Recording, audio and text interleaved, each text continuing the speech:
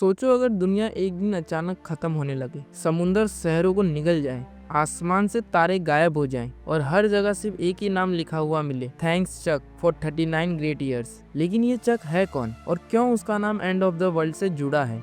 Story शुरू होती है मार्टी से, एक स्कूल टीचर जो अपनी क्लास में पढ़ा रहा होता है। जब बच्चे बाहर देखकर डिस्ट्रैक्ट हो जाते हैं, पुलिस और फायर ट्रक भाग रहे होते हैं। पता चलता है कैलिफोर्निया में फिर से एक अर्थक्वेक हुआ है और जमीन का एक बड़ा हिस्सा समुद्र में डूब गया है। मार्टी न्यूज देखना चाहता है लेकिन इंटरनेट बंद है।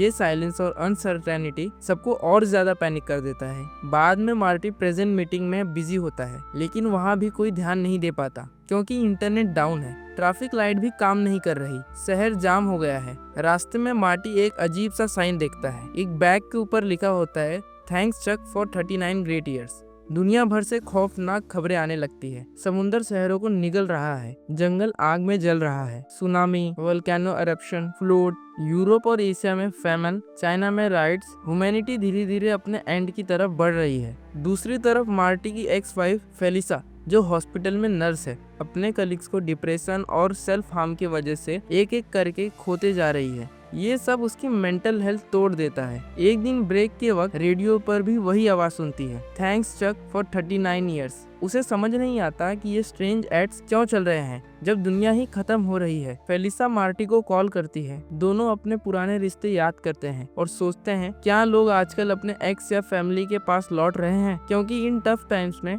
सबको सिर्फ फैमिलियर चेहरे चाहिए। दोनों एक दूसरे को कन्फेस करते हैं कि उन्होंने भी चेक का साइन देखा है, लेकिन चेक है कौन कोई नहीं जानता। जल्द ही टीवी, इंटरनेट, फोन लाइंस सब बंद हो जाता है। सिर्फ एक ही चीज बचती है और हर जगह ग्लोइंग एड्स और ग्राफिटी जो एक ही बात बोलती है, थैंक्स चक। दुनिया की न्यूज और भी बुरी हो जाती है। अमेरिका के फूड प्रोड्यूसिंग एरिया खत्म हो गए, एशिया में प्लेग वापस आ गया और लोग अब फाइट भी नहीं करते।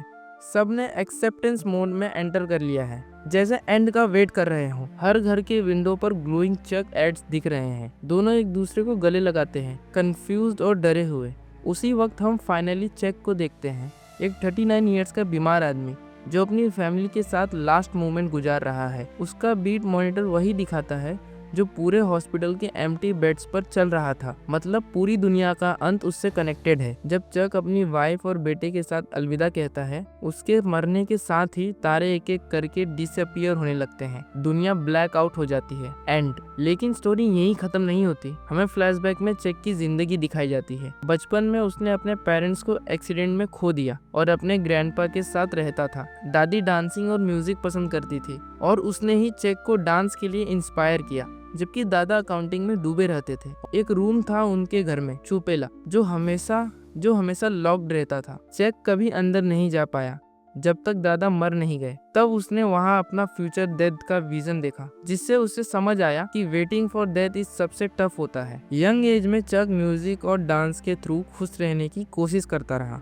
लेकिन लाइफ ने उसे एक बोरिंग अकाउंटेंट बना दिया। उसकी शादी, उसका बेटा, सब नॉर्मल था, पर उसके अंदर एक डिससेटिस्फैक्शन थी। एक दिन एक स्ट्रीट म्यूजिशियन टाइलर की बीट पे उसने अचानक डांस करना शुरू किया, जिससे लोगों की जिंदगी में खुशी आ गई। उसने रियलाइज किया कि डांस ही उसकी असली पहचान है। और जब उसकी डेथ के साथ दुनिया एंड होती है, तब हमें समझ आता है ये पूरी कहानी एक मेटाफोर थी। दुनिया का एंड असल में चक के माइंड के अंदर हो रहा था। जैसे ही उसका पर्सनल यूनिवर्स खत्म हुआ, वैसे ही स्टार्स भी फेड हो गए। जैसे उसकी टीचर ने कहा था, हर इंसान अपने अंदर एक पूरा यूनिवर्स रखता है और जब वो चला जाता है तो उसका वर्ल्ड भी खत्म हो जाता है।